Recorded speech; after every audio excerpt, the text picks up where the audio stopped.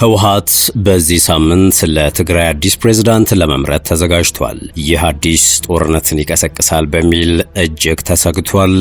ዝርዝር መረጃውን እንመለከተዋለን። ከዚህ ውጭ ኢትዮጵያ በመረጃ እጥረት ምክንያት ከዓለም አቀፍ ሪፖርት ውጭ ሆነች ተብሏል። እንመለስበታለን። በነዳጅ ማደያዎች በአዲሱ የመንግስት መመሪያ የተጀመረው የተደራጀ ሙስና ወንጀል እጅግ አደገኛ እንቅፋት ሆኗል። የቀድሞ የአማራ ክልል ከፍተኛ አመራር ህይወታቸው ማለፉ ተሰምቷል። የአማራ ክልል መንግስት ያወጣው መግለጫ ይዘናል። ሌሎችም ወቅታዊ ጉዳዮች ተካተዋል። ሰላም ጤና ይስጥልን። የተወደዳችሁ የሸገር ታይምስ ቤተሰቦች እንደምን አላችሁ? የሰዓቱ የመረጃ ጥንቅራችን ነው ተጀምሯል። በመግቢያችን ላይ የሰማችሁት ነጥቦች በዝርዝር እንደሚከተለው እናስደምጣችኋለን። አብራችሁን ቆዩ።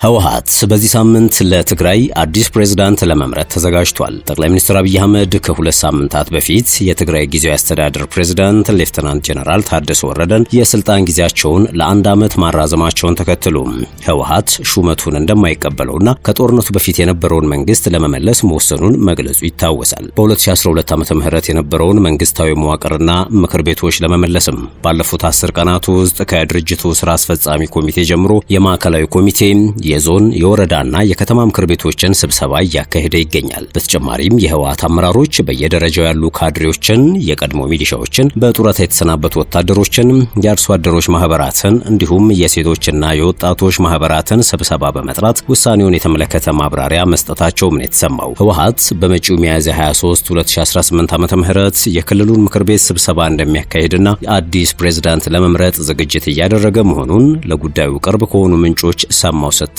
ዋዜማ ራዲዮ ዘግባለች። አዲሱ ፕሬዝዳንት ማን ሊሆኑ እንደሚችሉ በእርግጠኝነት መናገር ባይችሉም የድርጅቱ ሊቀመንበር ደብረጽዮን ገብረ ሚካኤል፣ የጊዜያዊ አስተዳደሩ ምክትል ፕሬዝዳንት አማኑኤል አሰፋ ወይንም በፕሪቶሪያው ስምምነት ወቅት አንዱ ተደራዳሪ የነበሩት ፍስሐ አፍተጽዮን ሊሆኑ እንደሚችሉም ምንጮች ግምታቸውን አጋርተዋል ተብሏል። ከሰኞ ጀምሮ ለመጪው አርብ የምክር ቤት ጉባኤና ለምርጫው የሚያስፈልጉ ዝግጅቶች እየተደረጉ ሲሆን የህወሓትን ድርጅታዊ አቋም በተመለከተ ለበታች መዋቅር በሰፊው ማብራሪያ እየተሰጠ መሆኑን ቢያንስ ከ3 የትግራይ ከተሞች የተገኘው መረጃ ያመላክታል ተብሏል። ጊዜያዊ አስተዳደሩ ሙሉ በሙሉ ፈርሶ በቀድሞ መንግስት ከተተካ በኋላ ክልሉ በጊዜያዊነት በኮማንድ ፖስት እንዲመራ የማድረግ እቅድ መኖሩም ነው የተገለጸው። የቀድሞ መንግስት ሙሉ በሙሉ ወደ ስራ እስከሚገባ ድረስ በጊዜያዊ አስተዳደሩ ፕሬዝዳንት በኩል የሚሰጡ መመሪያዎች ተግባራዊ እንዳይሆኑ ቢወሰንም አገልግሎት ሰጪ ተቋማት ግን መደበኛ ስራቸውን እንዲቀጥሉ መመሪያ መውረዱን የተገለጸው። ድርጅቱ ከፌዴራል መንግስት ጋር የገባበትን ውጥረት ተከትሎም ከአንድ ወር በፊት ጀምሮ በሰሜኑ ጦርነት የተሳተፉና ትጥቅ የፈቱ የቀድሞ ተዋጊዎች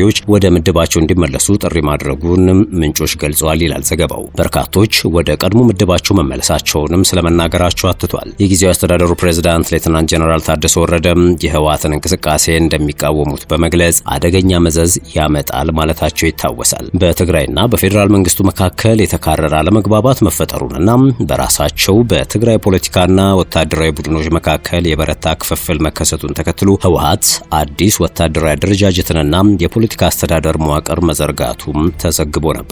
አዲሱ አወቃቀር ህወሓት በማናቸው መንገድ በክልሉ ጣፈንታ ላይ ወሳኝ እንዲሆን የሚያስችለው መሆኑም እንዲሁ ተነግሯል። የትግራይ ተዋጊ ኃይሎች ወይም ቲዲኤፍ በተለይም ካለፉት 6 ወራት ወዲህ የታችኛው እርከንን ያማከለ መዋቅራዊ ለውጥ፣ የከፍተኛ ወታደራዊ አመራሮች ሽግሽግና የሰራዊት ድልድል ስራዎችን ሲያካሂድ ቆይቷል። ከፌዴራሉ መንግስት በኩል ግን እስካሁን ይህን በተመለከተ በይፋ የተሰጠ አስተያየትም ሆነ መግለጫ የለም።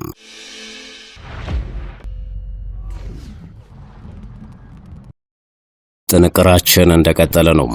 ኢትዮጵያ በመረጃ እጥረት ምክንያት ከዓለም አቀፍ ሪፖርት ውጪ ሆነች ተብሏል። ኢትዮጵያ በአዲስ መልክ ሊከናወን በታሰበው ዓለም አቀፍ አስቸኳይ የምግብ ዋስትና እጥረት ግምገማ ውጪ መሆኗ ተሰምቷል። ምክንያቱ ደግሞ የመረጃ እጥረት ነው የተባለ ሲሆን ይህ የሰብአዊ ኤጀንሲዎች ከሚጠቀሙባቸው ቁልፍ መለኪያዎች ውጪ እንድትሆን አድርጓታል። ኢትዮጵያ ቀደም ሲል በነበሩ ሪፖርቶች ላይ በረሃብ ሳቢያ እጅግ ከሚጠጉ ሀገራት ተርታ አንዷ ብትሆንም በ2026 በዓለም አቀፍ የምግብ ቀውስ ሪፖርት ውስጥ ግን አልተካተተችም። ሀገሪቱም በፈረንጆቹ 2024 ከ27 ሚሊዮን በላይ ሰዎች ከባድ የምግብ እጥረት ካጋጠማቸው 5 ሀገራት መካከል አንዷ ነበረች። ሆኖም ግን የፈረንጆቹን የ2025 የሪፖርቱን ደረጃ የሚያሟላ አስተማማኝ የመረጃ ስላልነበረ ምንም አይነት ትንበያም አልተካተተም ተብሏል። ይህ የመረጃ ክፍተት ሪፖርቱ በዓለም አቀፍ የረሃብ ክትትል ዘርፍ እያደገ የመጣ የመረጃ ድርቅ ሲል የገለጸው ሲሆን ይህ ደግሞ በፋይናንስም ሆነ በቴክኒክ ችግር ምክንያት የተነሳ እንደተፈጠረ ተጠቁሟል። የዚህ ዓመቱ የሪፖርት እትም በ10 ዓመታት ውስጥ ዝቅተኛ ሀገራት ብቻ የተካተቱበት ሲሆን 18 ሀገራት በቂ የመረጃ ግብዓት ባለማቅረብ ደረጃውን ማሟላት ሳይችሉ ቀርተው ከሪፖርቱ ውጭ ሆነዋል። ከሪፖርቱ ውጭ ከሆኑ ሀገራት መካከል ውስጥ ባለፈው ዓመት ለጥናቱ በቂ መረጃ በማቅረብ ቀዳሚ የነበሩት ኢትዮጵያና ቡርኪና ፋሶ ተካተውበታል። ተንታኞች ኢትዮጵያ ከዚህ ጥናት ውጭ የሆነችው በገንዘብ እጥረትና ኦፕሬሽናል ገደቦች የተነሳ ነው። ለእርዳታ የሚሰጠው የገንዘብ ድጋፍ አነስተኛ መሆኑ ደግሞ ትልቅ የዳሰሳ ጥናቶችን ማካሄድ አስቸጋሪ ያደርገዋል ይላሉ።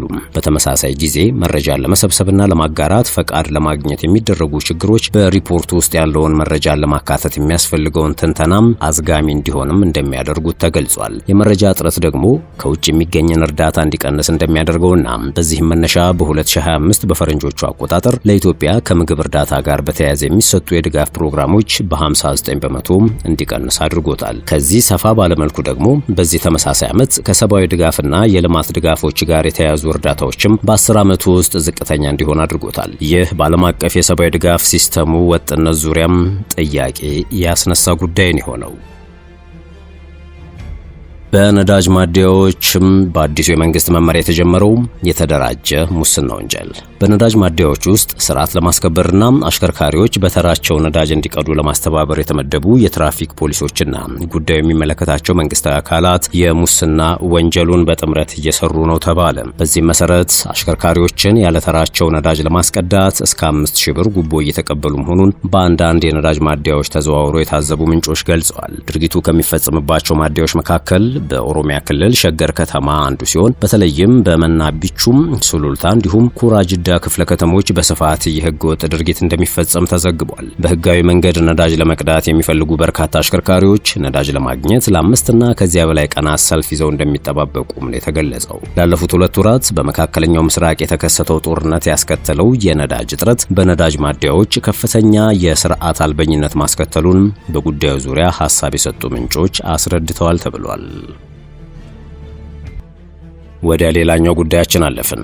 የቀድሞ የፌዴሬሽን ምክር ቤት አፈ ጉባኤ ህይወታቸው ማለፉ ተሰምቷል። የቀድሞ የአማራ ክልል አፈ ጉባኤና የፌዴሬሽን ምክር ቤት አፈ ጉባኤ የነበሩት አምባሳደር ያለው አባተ ህይወታቸው አልፏል ተብሏል። ከባዴን ከፍተኛ አመራሮች መካከል አንዱ የሆኑት አምባሳደር ያለው አባተም በአማራ ክልል በተለያዩ ኃላፊነቶች ላይ ሲሰሩ ቆይተዋል። ላለፉት ዓመታት ከእይታ ርቀው የቆዩት አምባሳደር ያለውም በህመም ምክንያት ህይወታቸው እንዳለፈ ከአማራ ክልል የቀድሞ ከፍተኛ አመራሮች መካከል አንዱ የሆኑት አቶ ሰማ ጥሩነ በፌስቡክ ገጻቸው ጽፈዋል። የክልሉ መንግስት ባወጣው መግለጫ የቀድሞ የፌዴሬሽን ምክር ቤት አፈ ጉባኤና በተለያዩ ከፍተኛ የመንግስት ኃላፊነቶች ሀገራቸውን ያገለገሉት አምባሳደር ያለው አባተ ረታ ከዚህ ዓለም በሞት በመለየታቸው ጥልቅ ሐዘን ተሰምቶናል ብሏል። አቶ ያለው በህይወት ዘመናቸውም የአማራ ብሔራዊ ክልላዊ መንግስት ምክር ቤት አፈ ጉባኤ፣ የፌዴሬሽን ምክር ቤት አፈ ጉባኤ፣ በአማራ ክልል የስራና ከተማ ልማት ቢሮ ኃላፊ፣ የወጣቶች ስፖርትና ባህል ቢሮ ኃላፊ እንዲሁም በብራዚል የኢትዮጵያ ባለሙሉ ስልጣን አምባሳደር በመሆን ደከመኝ ሰለቸኝ ሳይሉ ኃላፊነታቸውን ተወጥተዋል ሲልም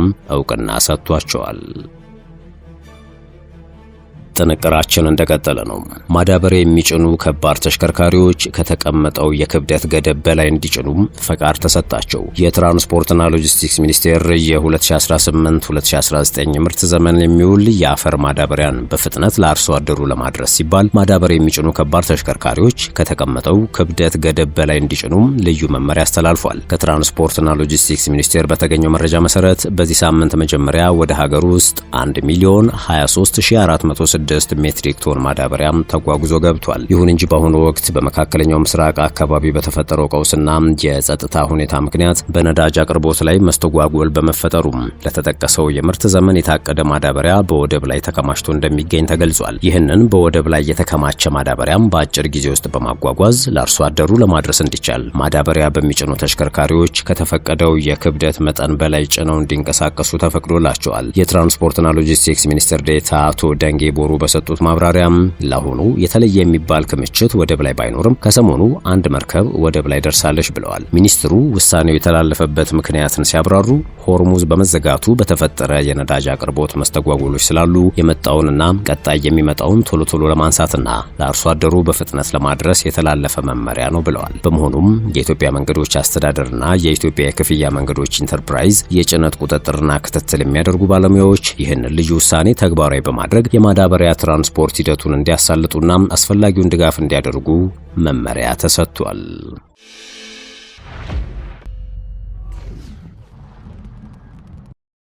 በመጨረሻም የጀርመኑ ቻንስለር ፍሬድሪች ሜርዝ አሜሪካ በኢራን ጦርነት ተዋርዳለች ሲሉ ተናገሩ። የጀርመኑ ቻንስለር ፍሬድሪች ሜርዝ ዩናይትድ ስቴትስ ከኢራን ጋር በገባችበት ጦርነት እየተዋረደች ነው ሲሉ ገልጸዋል። ዋሽንግተን ከግጭቱ የምትወጣበት ግልጽ መንገድ እንደሌላትና ቴህራን የበላይነቱን እየያዘች መምጣቱንም አስጠንቅቀዋል። ቻንስለር ሜርዝ በትላንትናው ዕለት በማርስበርግ ከተማ ለሚገኙ ተማሪዎች በሰጡት መግለጫ አሁን ያለው ሁኔታ ለአሜሪካ ጥልቅ ስልታዊ ችግር መጋረጡን አመልክተዋል። ቻንስለሩ አሁን ያለውን ቀውስ ቀደም ሲል ከተከሰቱ ወታደራዊ ውድቀቶች ጋር በማነጻጸር እንደዚህ ባሉ ግጭቶች ውስጥ ያለው ዋነኛው ችግር መግባት ብቻ ሳይሆን በምን መልኩ መውጣት እንደሚቻል ጭምር ማወቅ ነው። ይህንንም ለ20 ዓመታት በአፍጋኒስታን እንዲሁም በኢራቅ አይተናል ብለዋል። እንደ አልጀዚራ ዘገባ ሜርዝ የኢራን ባለስልጣናት በጣም በረቀቀ መንገድ ድርድር እያደረጉ ነው ያሉ ሲሆን ሀገሪቱም ከታሰበው በላይ ጠንካራ ሆና መታየቷን ገልጸዋል። አክለውም አጠቃላይ አንዲት ሀገር በኢራን አመራር በተለይም በእስላማዊ አብዮት ዘብ ጦር አማካኝነት እየተዋረደች ነው ሲሉ ተናግረዋል። የጦርነቱ ተጽዕኖ በጀርመን ኢኮኖሚ ላይ እያረፈ መሆኑን በመጥቀስ ግጭቱ በአፋጣኝ እንዲቆም አሳስበዋል። በአሁኑ ወቅት ሁኔታው እጅግ የተወሳሰበ ነው፣ ይህም ከፍተኛ ገንዘብ እያስወጣን ይገኛል። ይህ ከኢራን ጋር እየተካሄደ ያለው ጦርነት በኢኮኖሚ ምርታማነታችን ላይ ቀጥተኛ ተጽዕኖ አለው ሲሉ አስረድተዋል። ፍሬድሪች ሜርዝ ለዓለም አቀፍ የነዳጅ አቅርቦት ወሳኝ በሆነው የሆርሙዝ የባህር ሰርጥ በኩል የሚደረገውን የንግድ ልውውጥ ደህንነትን ለመጠበቅ በርሊን ፈንጂ ጠራጊ መርከቦችን ለማሰማራት ዝግጁ መሆኗን ገልጸዋል። ሆኖም እንዲህ ያሉ እርምጃዎች ሊወሰዱ የሚችሉት ግጭቱ ሲቆም ብቻ መሆኑን አስገንዝበዋል። ውድ የሸገር ታይምስ ቤተሰቦች ለሰዓቱ የያዝነው የመረጃ ጥንቅራችን የተከታተላችሁትን ይመስል ነበረ። አብራችሁን ስለሆናችሁ ከልብ አመሰገንን። በያላችሁበት ሰናይ ጊዜን ተመኘን።